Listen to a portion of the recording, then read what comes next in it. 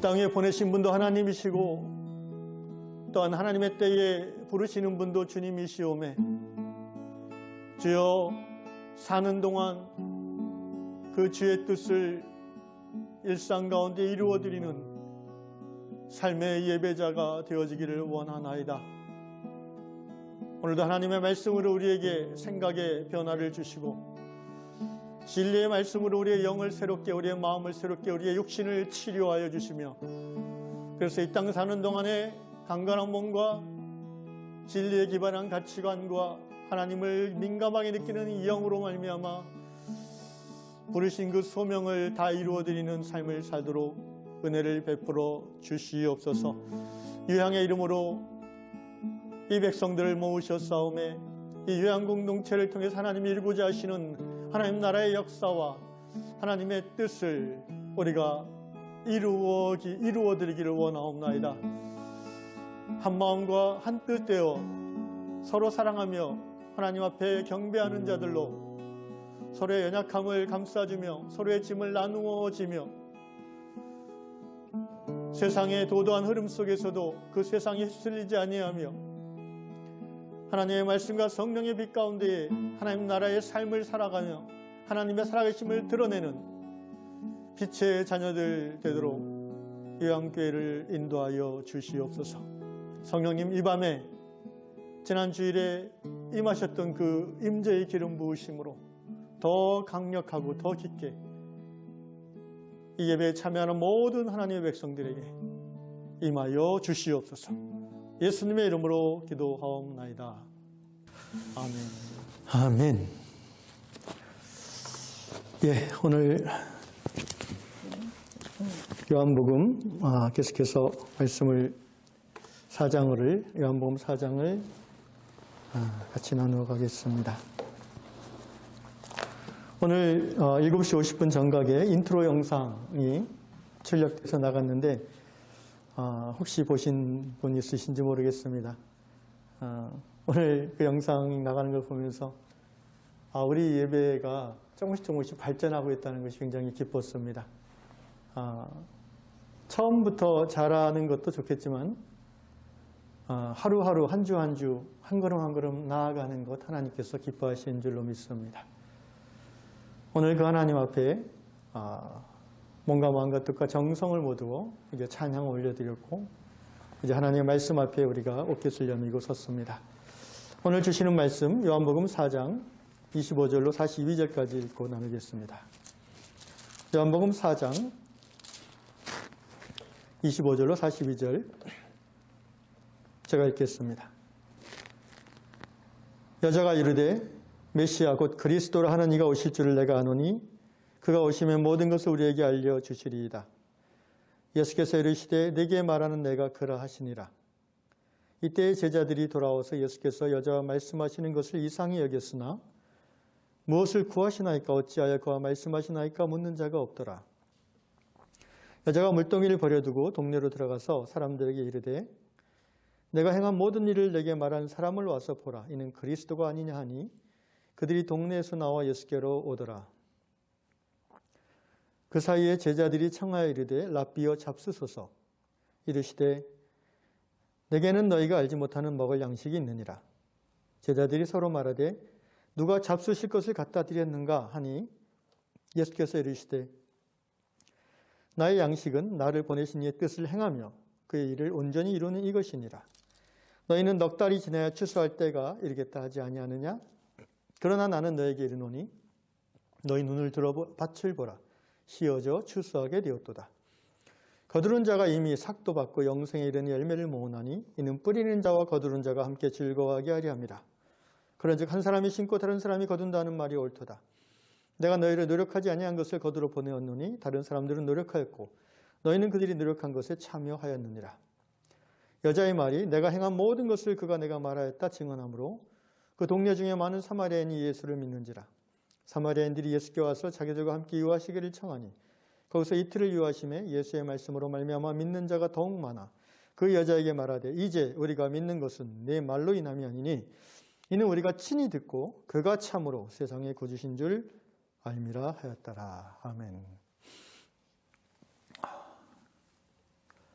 요한복음 4장 지난주에 이어서 지난주엔 영과 진리의 이 예배 그리고 주일 예배 가운데 설교에서도 이 부분을 자세히 나누었습니다. 오늘은 이제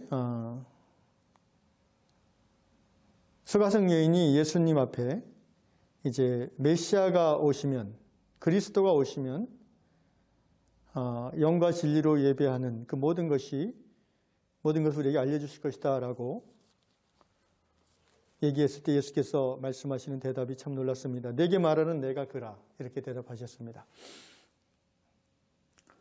내게 말하는 내가 그다. 그러니까 내가 그리스도다 이 말이죠. 내가 메시아다. 근데 여기 이 내가 그다라는 이 표현 에고 에임이 헬라어로 이제 요한복음에 많이 나오는 표현이죠.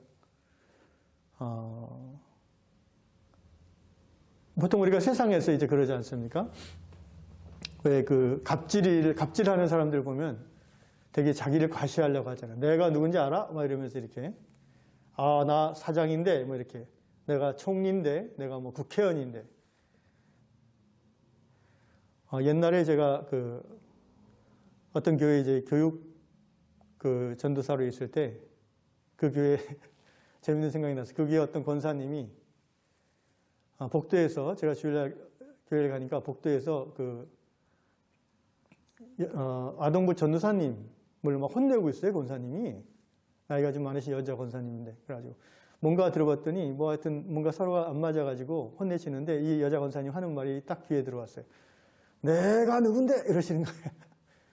내가 무슨 교회 내가 창립 멤버야. 그러면서 위세가 당당하시더라고요. 그래서 제가 그때 속으로 아이고 참 큰 벼슬이시다 이렇게 생각을 했는데 사람들은 자기를 드러내기를 원하고 자기를 드러내되 그 자기를 드러내는 내용이 자기의 어떤 업적, 자기의 지위 또는 우리 한국 사회적으로 자기 나이 결국 나는 이렇게 존중받아야지 마땅하다라는 것을 스스로 표현하려고 합니다. 뭐 영화 같은 데 보면은 나 대통령인데요. 막 이렇게 얘기하잖아요. 멋있어 보이잖아요.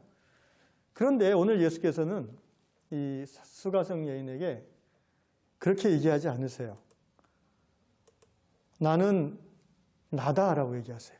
이게 출애굽기 3장에 나오는 하나님께서 모세에게 하신 말씀이잖아요. 나를 보내신 신을 누구라고 내가 이스라엘 백성에게 말하게 바라야 됩니까? 라고 모세가 질문했을 때 하나님께서 나는 나다라고 대답하셨어요. 그 이제 히브리어로 정확한 발음은 아니지만 야훼라고 오늘날 우리가 그래서 구약의 하나님 이름을 야훼 좀 음역이 잘못됐지만 어쨌든 여호와 이렇게 얘기하지요. 뭐 꼭 잘못된 건 아닙니다. 정확한 발음은 잘 모르니까 아무도. 예수님은 수가성 여인에게 당신이 메시아 그리스도임을 드러내면서 이렇게 표현하신 거예요. 나는 나다. 예수님은 자기가 뭘 했다거나 자기가 어떤 위치에 있다거나 이런 것들을 표현할 이유가 없어요. 왜냐하면 예수님은 하나님이시니까. 여러분 이 나는 나다라는 표현 I am that I am 이 표현은요. 헬라 문화에서는 창조주 신에게만 해당되는 표현입니다. 그러니까 나는 나다라는 말은요. 당신 누구세요? 나는 나야. 이것은 신만이 할 수 있는 표현이에요. 왜냐하면 자기의 존재의 근거를 자기 안에 스스로 갖고 있는 존재를 말하는 거예요.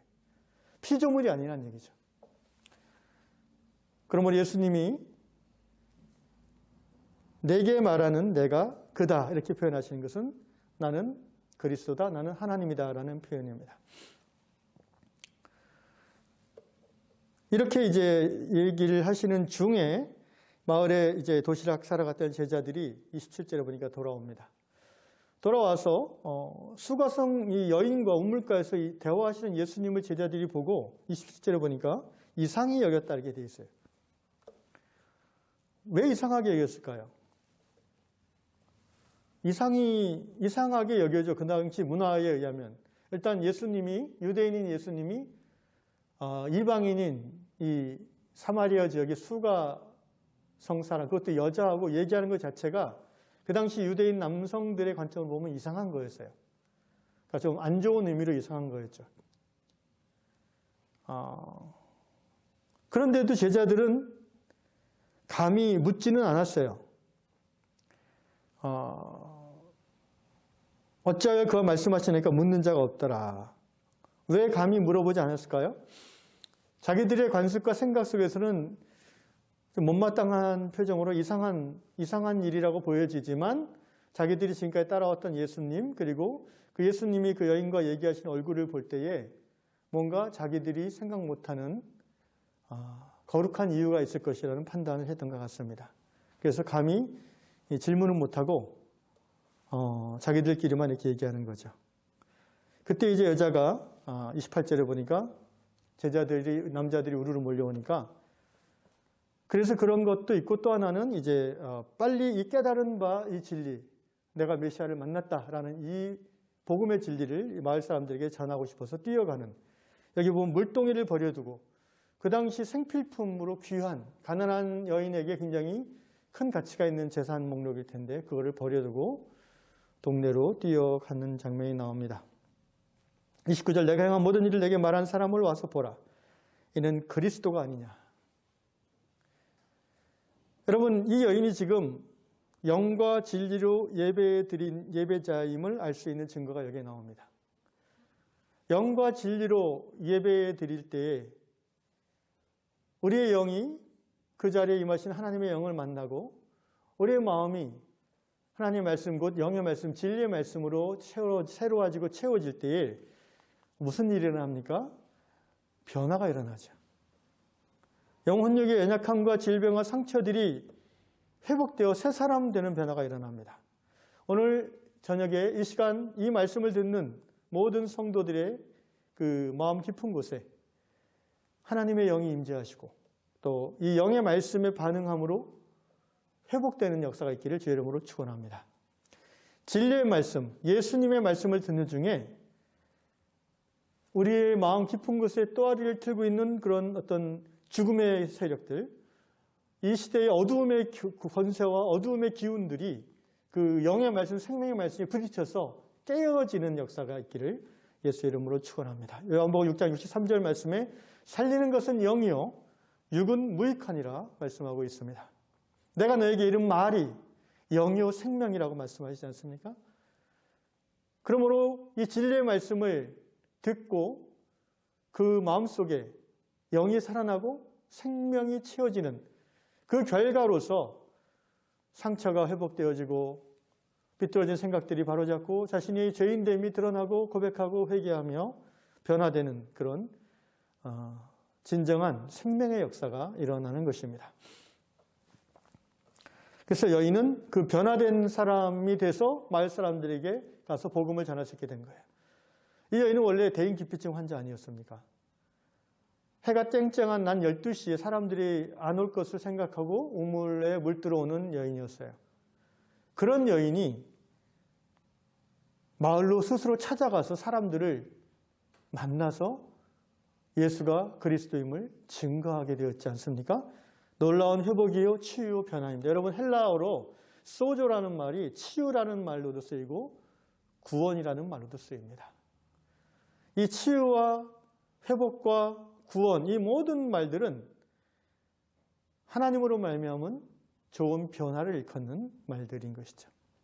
이 여인은 영과 진리의 예배를 드렸고 그 속에서 하나님을 만났고 우울증이 치료됐으며 인생의 절망과 낙담 가운데 살던 인생에서 담대하게 사람들의 앞에 나아가 그리스도를 증거하는 인생으로 변화되었습니다. 30절에 그들이 동네에 나와 예수께로 오더라. 이 여인의 말을, 이 여인의 증거를 들은 마을 사람들이 놀라서 이게 무슨 말인가 하고 마음이 열려서 우물가로 예수님께 찾아온다는 말입니다. 왜 이 여인의 말에 놀랐을까? 이 여인이 이런 사람이 아닌데 원래 사람 만나기 싫어하고 피하고 뭔가 이렇게 늘 얼굴에 그늘이 있고 움츠려 있는 사람이 갑자기 확 변해서 밝은 얼굴로 내가 그리스도를 만났다라고 담대하게 얘기하니까 마을 사람들이 신기하고 놀랍고 가슴이 뜨거워져서 그 여인이 말한 그리스도를 보러 예수 앞으로 나오는 장면이 30절입니다. 자, 31절 보십시오. 그 여인이 간 그 사이에 이제 제자들과의 대화입니다. 31절 그 사이에 제자들이 청하여 이르되 랍비여 잡수소서. 이제 가져온 음식을 스승님께 권하는 거죠. 32절 예수 이르시되 내게는 너희가 알지 못하는 먹을 양식이 있느니라. 제가 이 말씀 묵상하면서 어렸을 때 생각이 났어요. 제가 어렸을 때 그 형들이 알지 못하는 비밀스러운 음식을 숨겨두고 먹은 적이 있습니다. 약과, 그 당시 약과가 되게 귀했어요. 어떻게 보면 좀 지금 생각하면은 좀 조악한 그런 과자인데 어찌나 달고 맛있던지 기름에 튀긴 그 약과가. 그래서 형들 몰래 이제 숨겨두고 아주 맛있고 행복하게 먹었던 그 기억이 있습니다. 예수님이 지금 내게는 너희가 알지 못하는 먹을 양식이 있느냐 이렇게 얘기하시니까 제자들이 33절에 제자들이 서로 말하되 누가 잡수실 것을 갖다 드렸는가 이렇게 서로 반문하고 있습니다. 예수께서 의도적으로 이 말씀하신 거예요. 다른 어떤 음식이 있어서 하신 게 아니죠. 34절 예수께서 이르시되 나의 양식은 나를 보내신 이의 뜻을 행하며 그의 일을 온전히 이루는 이것이니라. 오늘 제가 말씀의 제목을 밥과 일의 상관관계 이렇게 한번 만들어 봤습니다. 지금 밥과 일. 예수께서는 밥 얘기를 제자들하고 하는 중에 너희가 모르는 밥 내가 있다? 이렇게 얘기하시는 거예요. 제자들이 누가 갖다 드렸나? 우리 모르게? 그때 이제 예수님이 내 밥은 나를 보내신 하나님 아버지의 뜻을 행하는 것이고 그 하나님의 일을 그 사역을 온전히 완수하는 것, 그게 내가 먹는 밥이야. 이렇게 얘기하신 거예요. 이게 묘한 얘기죠. 알듯말듯한 얘기죠. 이제부터 풀어 설명해 드리겠습니다. 자, 사람은 밥을 먹어야 살죠. 육신은 밥을 먹어야 만족합니다. 좀 전에도 제가 이제 우리 박 집사님과 같이 지난주일 예배 참석하신 그 국밥집 사장님 있는 데 가서 이제 국밥을 먹었는데 육전 한 그릇을 보너스로 주셔가지고 서비스로 너무 맛있게 먹었습니다. 아주 감사했습니다. 그러니까 이렇게 맛있게 배부르게 먹고 나니까 절로 찬양이 나오는 거예요. 감사합니다, 주님. 이 옛날 그 거지들이 그런 얘기 하잖아요. 배부르고 등 따시면 부자 안 부럽다고. 그게 맛있게 먹었어요. 근데 여러분, 그 순간에는 배부르고 좋은데요. 사람이란 존재는 이 몸만 있는 게 아니에요. 그죠? 영이 같이 있잖아요. 몸과 마음이 있잖아요. 마음은, 영은 음식으로 만족하지 않아요. 한 세 끼 굶으면은 마음이고 뭐고 눈에 안 보이고 그냥 밥만 보이지만 또 한 끼 배부를 먹으면 사람이 또 딴 생각이 드는 거예요. 그러니까 육신은 밥을 먹어 배부르지만 인간의 영은 무엇으로 배부를까요? 다시 말하면 물질만 가지고는 행복하지 않는다는 거예요. 물질이 없을 때는 물질이 있으면 행복하고 그것만 있으면 모든 세상 다 내 것 같이 여겨지지만 열심히 해서 돈 모아서 큰 집 짓고 좋은 차 몰고 이렇게 넉넉하게 살면 또 마음이 공허해지고 힘들어지는 거예요. 그죠? 그게 인생이잖아요. 우리의 육신은 물질로 만족하지만 우리의 영은 무엇으로 만족할까? 밥 먹는 것이 중요하죠. 그런데 그것만으로 행복하지 않다는 거죠. 물질적 풍요함이 행복의 필요 조건인데 충분 조건은 안 되는 거예요. 그러면 사람의 마음은, 사람의 영은 무엇을 먹음으로 만족할까요? 인간의 영혼은요, 보람을 먹으면 만족해요. 의미와 보람, 이것을 먹을 때 만족하다는 거예요. 내가 지금 하고 있는 일, 또는 내가 뭔가 열심히 한 것으로서 그 결과로서 사람들이 나를 인정해주고 칭찬해줄 때 보람이 있잖아요. 그러면 배가 고파도 행복한 거예요. 특별히 형이사학적이고 이 정신적인 사람일수록 그런 가치를 더 소중히 여기게 되는 거예요.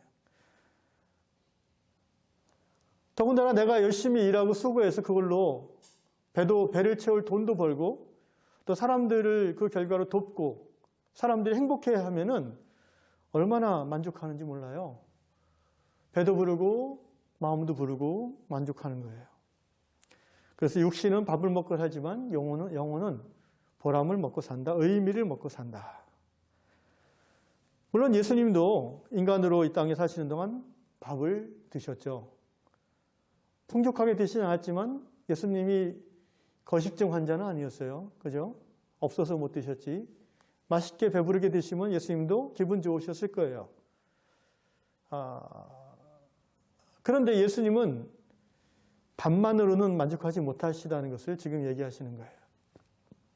제자들이 나는 너희들이 모르는 양식이 있다 했을 때 뭐 먹을 거 숨겨놓으셨어요? 누가 갖다 주셨어요?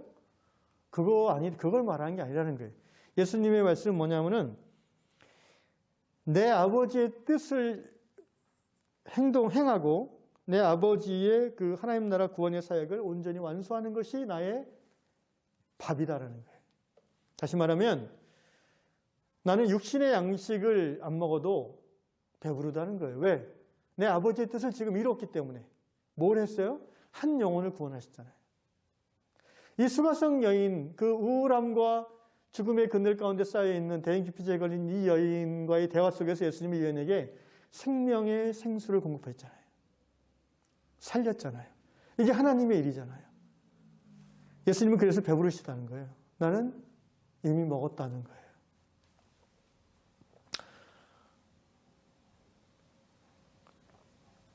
세상 사람들은 밥을 먹고 배가 불러서 행복하기도 하고 또 나아가서 자신의 뜻을 추진해서 이룰 때에 이제 사람들이 인정해주고 그런 보람을 얻고 만족하죠. 그런데 예수님은 자신의 뜻이 아니라 창조주 하나님의 뜻, 내 아버지의 뜻, 나를 보내신 이의 그 사역을 이루는 것을 기뻐하시는 거죠. 그것이 예수님의 영혼의 보람이고 의미예요.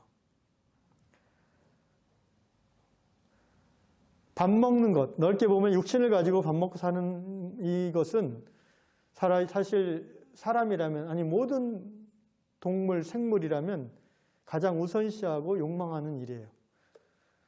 예수님께서 여기서 육신의 밥이 필요 없다고 말씀하신 것이 아닙니다. 육신의 밥이 필요합니다. 그러나 필요하다면 어떤 경우에는 육신의 밥보다 영의 보람을 더 우선시해야 된다는 거예요. 나는 지금 안 먹어도 배부르다는 거예요.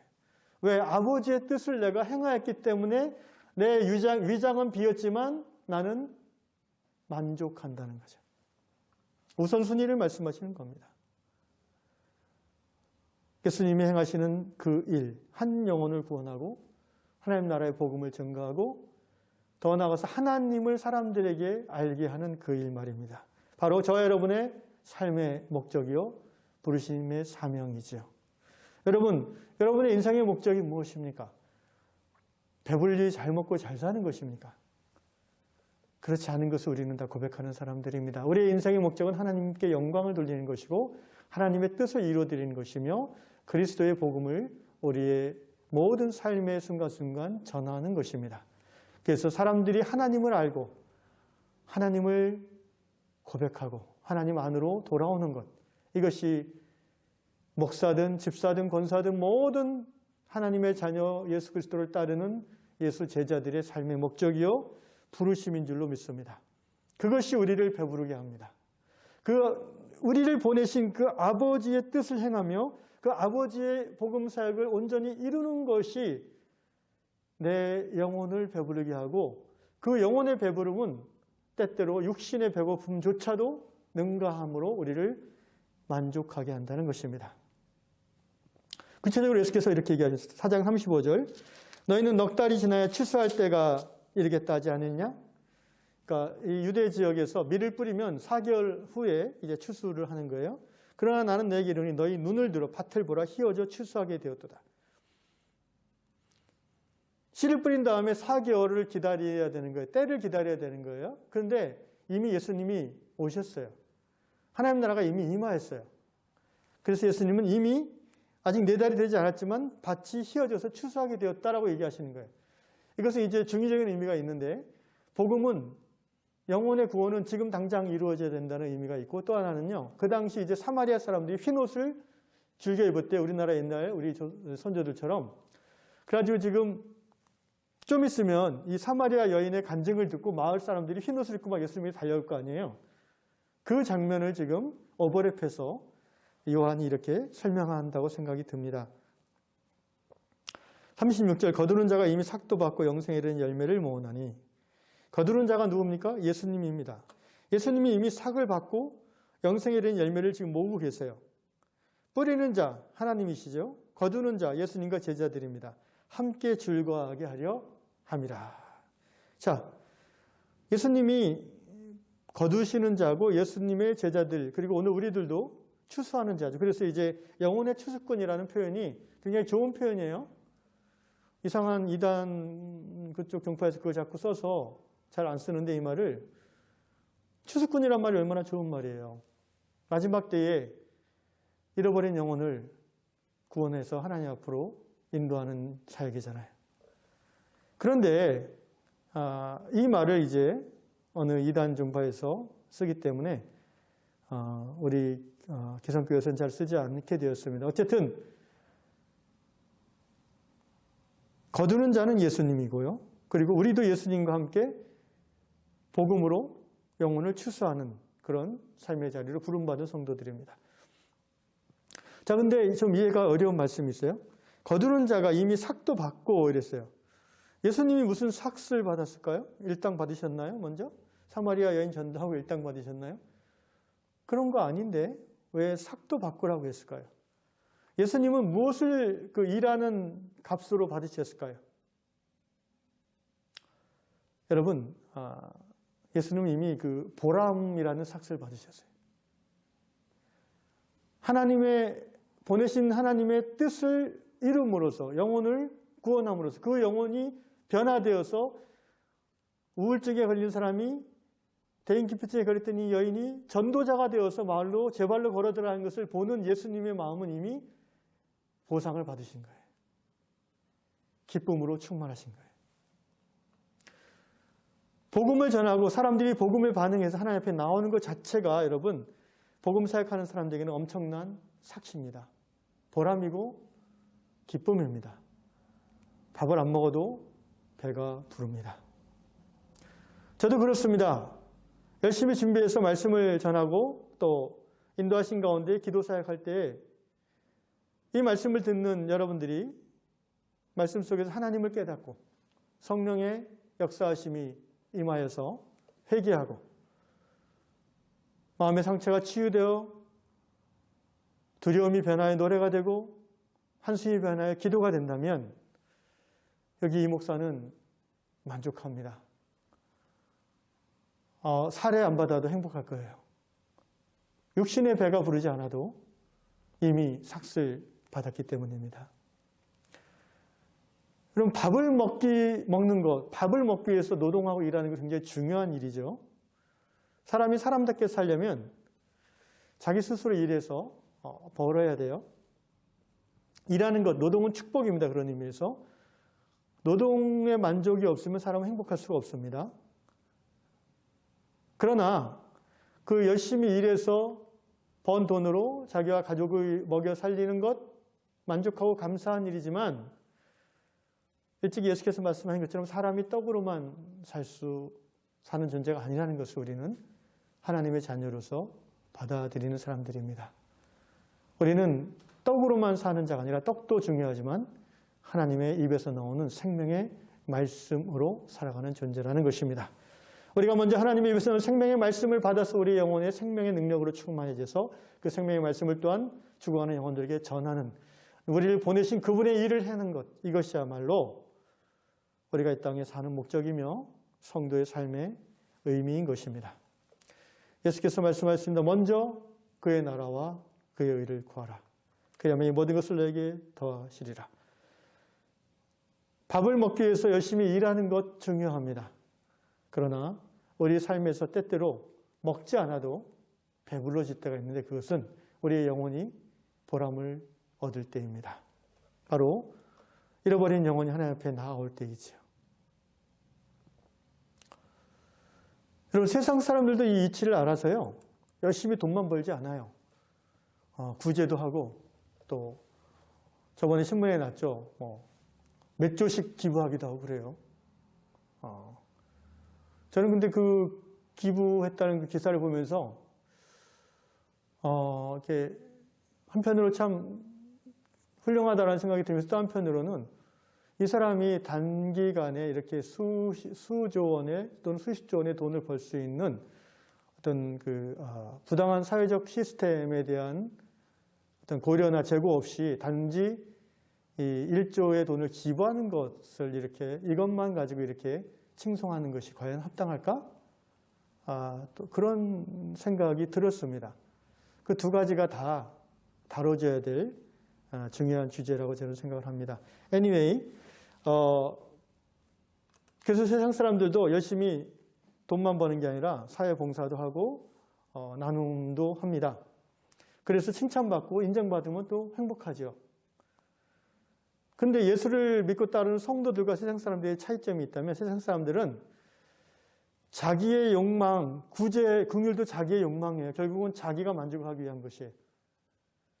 그런데 성도들은 하나님의 뜻을 이루어드림으로 그 영과 육이 만족하는 자들이에요. 아버지의 나라, 아버지의 의를 구함으로 만족하는 자들이 거죠. 예수님은 아버지 하나님의 뜻을 행하며 그 하나님의 일을 온전히 행하심으로 양식을 삼으셨습니다. 이는 추상이 아니라 실제입니다. 하나님의 일을 전적으로 하는 자에게 하나님은 영의 만족, 보람을 주신과 동시에 밥도 주시는 거예요. 그러나 영혼의 만족 없이 밥만 위해서 열심히 일하는 사람에게는 밥만 주어지는 거예요. 이게 세상이 이해할 수 없는 하나님의 신비입니다. 여러분, 먼저 그의 나라 그 일을 구한다는 것은요, 다른 육신에 먹을 것은 포기하라는 게 아니에요. 그 다음 말씀이 있잖아요. 먼저 그의 나라 그 일을 구하라. 그리하면 뭐예요? 이 모든 것을 내게 더하시리라. 그러나 그 모든 것만 구하는 사람은 세상 사람들이 몸이 필요한 모든 것만 구하는 사람은 영의 만족은 얻지 못한다는 것입니다. 말씀을 마무리하겠습니다.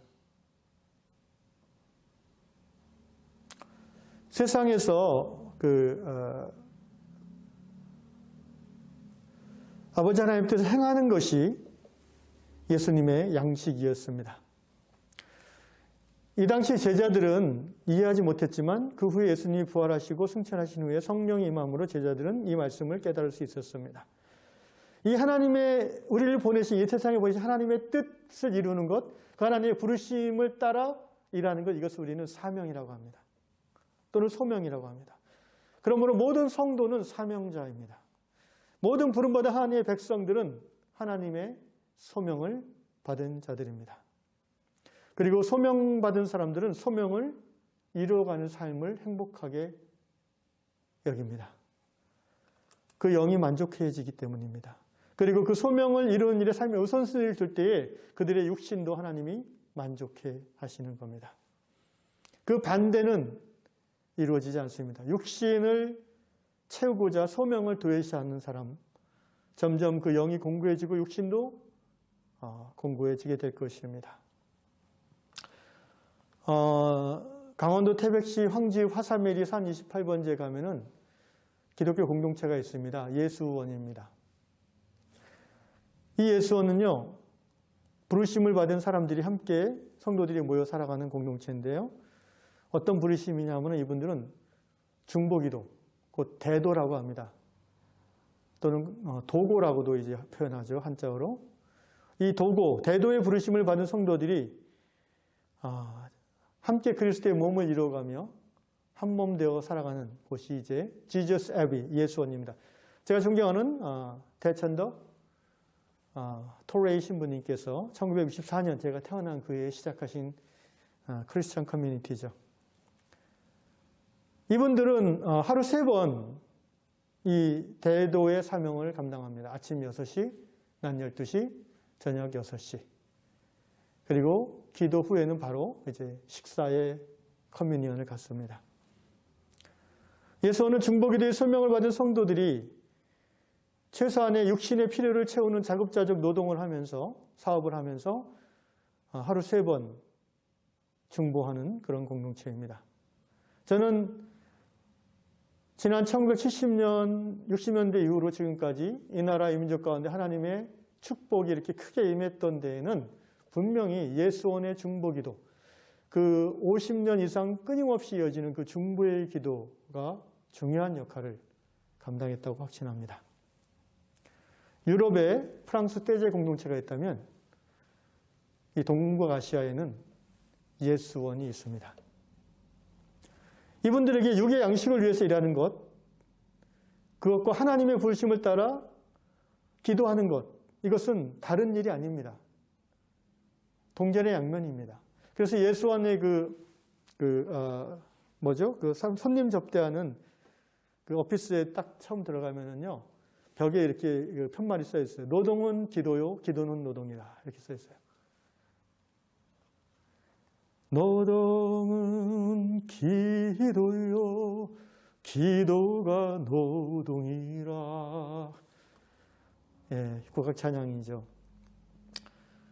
예수원에서는 하루 3번 기도하는 것이 노동이고, 또 육신의 양식을 얻기 위해서 밭농사하고 목장하고 수공예 품을 만들고 출판사 일을 하는 이 모든 것이 또 기도입니다. 기도와 노동, 노동과 기도는 분리되지 않습니다.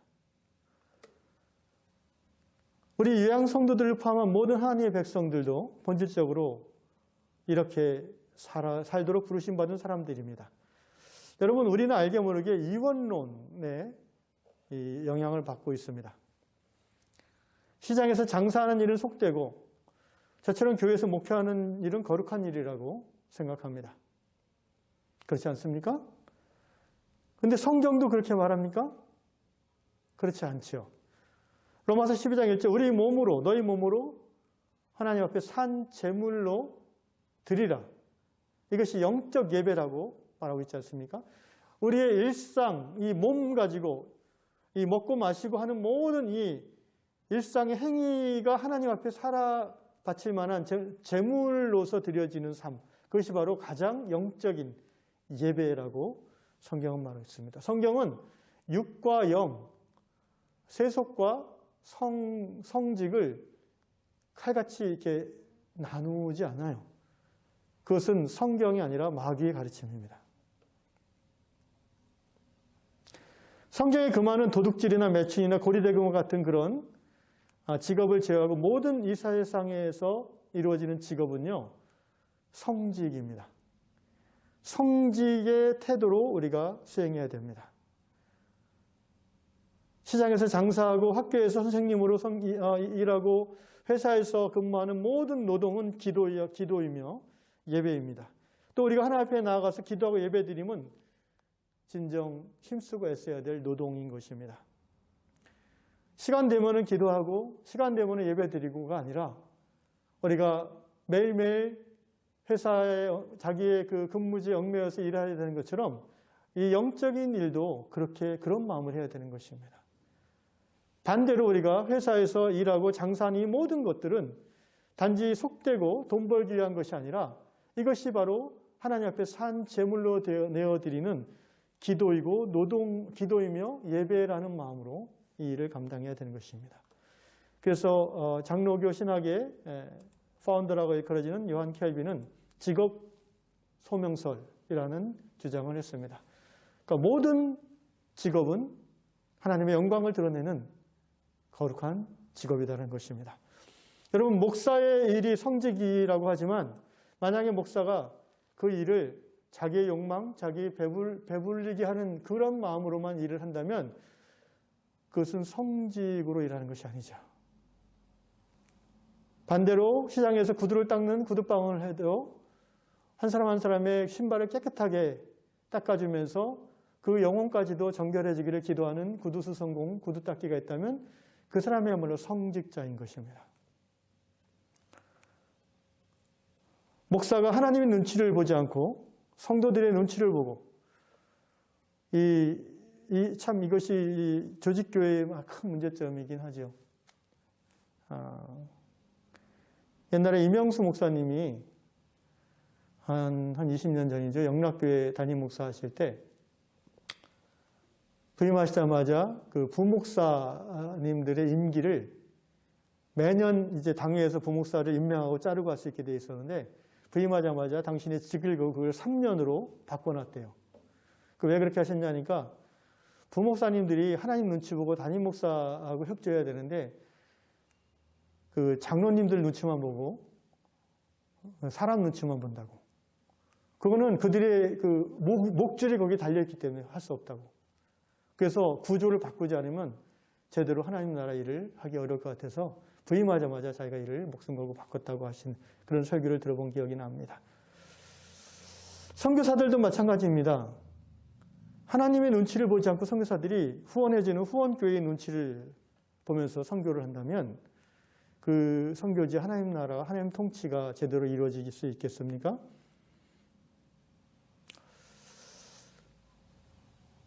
말씀을 마무리하겠습니다. 우리는 이 세상에 대한민국 시민으로 살아가면서 동시에 하나님 나라 시민으로 살아가는 자들입니다. 우리의 본향은 천국이라고 성경은 말하고 있습니다. 우리는 이 땅 위에 하나님 나라의 시민권을 가진 자로서 임시로 파견되어진 나그네요. 또 하나님 나라 일을 맡은 청지기인 사명자들입니다. 바라기는 육신의 양식을 채우는 일에 몰두하는 것과 나를 보내신 그분의 그 사명을 감당하는 것이 분리되거나 서로 가치가 다른 일이 아니라 기도가 노동이고 노동이 기도인이라는 것을 받아들이시면서 그러나 때로는 영의 일을 하는 것이 육의 배부름이 없어도 더 큰 만족을 준다는 주님의 말씀을 기억하시고 예수님처럼 나를 보내신 이 일을 행하는 삶을 거기에 우선순위를 두고 살아가는 저 여러분 될 수 있기를 예수님의 이름으로 축원합니다. 찬양 후에 같이 기도하면 좋겠습니다. 주님, 내가 여기 있사오니 나를 보내소서. 나의 마음 나의 몸 주께 드리오니 주 받으옵소서. 찬양하겠습니다. 주님, 내가 여기 있사오니 나를 보내소서.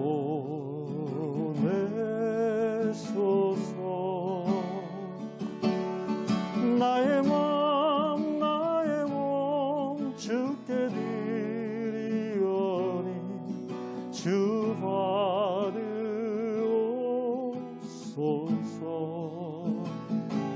주님, 내가 여기 있사오니 나를 써주소서.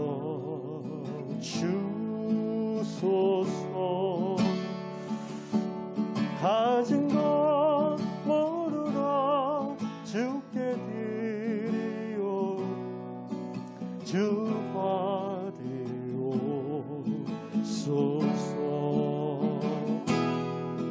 할렐루야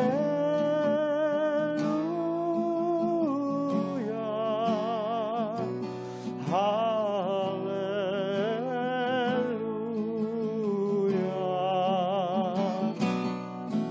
할렐루야.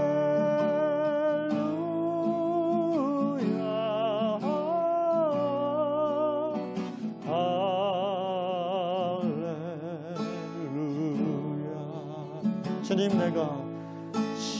내가 여기 있사오니 나를 써주소서. 가진 것 모두 다 주께 드리오니 주 받으옵소서.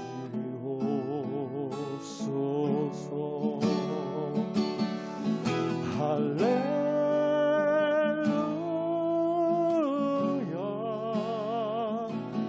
할렐루야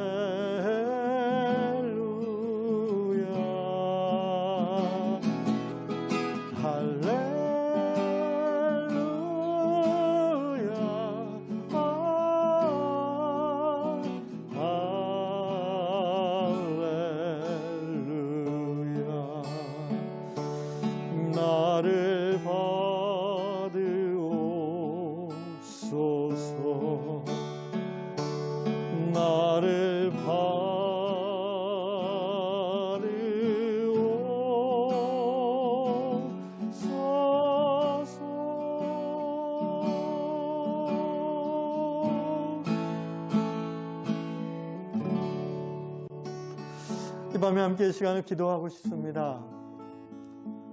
예수님은 내가 너희가 모르는 양식이 있다고 하셨습니다.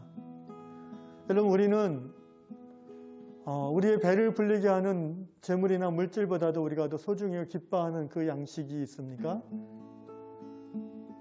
그것을 생각하기만 하면 우리의 마음이 즐겁고 또 우리의 영혼이 배불러지는 그런 보람이 있는 일들이 있습니까? 예, 바로 하나님 나라의 소명을 감당하는 일입니다. 중보의 사명을 감당하며 예배의 자리에 나아가며 주 예수의 이름으로 하나님을 드러내고 전하는 모든 일들입니다. 사랑하는 형제자매 여러분, 우리도 예수님처럼 나는 여러분들이 알지 못하는 비밀스러운 양식을 갖고 있다고 누구에게라도 떳떳하게 고백할 수 있는, 그리고 그것을 정말 자랑스러워하고 기뻐하고 소중히 여기는 그런 하나님 나라의 사명자로서 오늘 이 시간 이후로 우리의 삶이 그렇게 살아갈 수 있게 해달라고, 먼저 그의 나라와 그의 의를 구함으로 다른 모든 필요한 것들이 체험받는 기적을 날마다 경험하는 성도의 삶이 되게 해달라고 다 같이 통성으로 기도하시겠습니다. 하나님, 그렇습니다. 하나님, 정말 제게 맛있는 음식을 먹고 또 필요한 물건을 살 수 있고 즐거운 일들을 행할 수 있는 물질이 주는 기쁨보다도 하나님, 나를 보내신 하나님의 일을 감당하며 나를 이 세상에 보내신 그 하나님의 사명을 감당하는 것이 훨씬 더 즐겁고 기쁜 일임을 고백하며, 주님, 우리 이왕의 모든 성도들이 예수님처럼 하나님을 알지 못하는 사람들에게 나는 너희가 알지 못하는 이미 양식을 갖고 있고 그것을 먹었노라고, 그것을 즐기고 있노라고 담대하게 고백하며 기뻐하는 사명의 삶을 살아가는 성도들 될 수 있도록 인도하여 주시옵소서. 주님, 그러한 성도들 한 사람 한 사람이 모여서 하나님이 이 공동체를 향해서 갖고 계신 하나님의 계획과 뜻을 우리가 성령하여서 하나 되어 이루어갈 수 있도록 주님 역사하여 주시옵소서. 진정 하나님의 말씀은 진리이고 하나님의 말씀은 영이며 하나님의 말씀은 생명인 것을 고백합니다. 이 저녁 시간에 우리에게 노동하는 것이 기도하는 것이고 기도하는 것이 노동하는 것임을 다시 한번 깨닫게 해주셔서 감사합니다. 주님, 육신을 가지고 이 세상을 살면서 우리의 마음이 세상에 묶이지 아니하고 우리의 본향인 하나님 나라를 향하고 또 그 나라를 위하여 살아가는 이 세상의 삶이 되게 하여 주시옵소서. 무슨 일을 하든지 예배드리고 기도하는 마음으로 하게 하시며 하나님께 영광이 되는 그 목적을 가지고 하게 도와주시고, 또 우리가 하나님의 일, 기도와 봉사와 말씀과 섬기는 모든 일을 감당할 때에도 세상의 일을 하는 것 이상으로 몰두하고 집중하고 헌신함으로 일할 수 있는 세상과 하나님 나라를 주님 관통하며 살아가는 멋진 성도들 다 되게 하여 주시옵소서. 예수님의 이름으로 기도합니다. 아멘.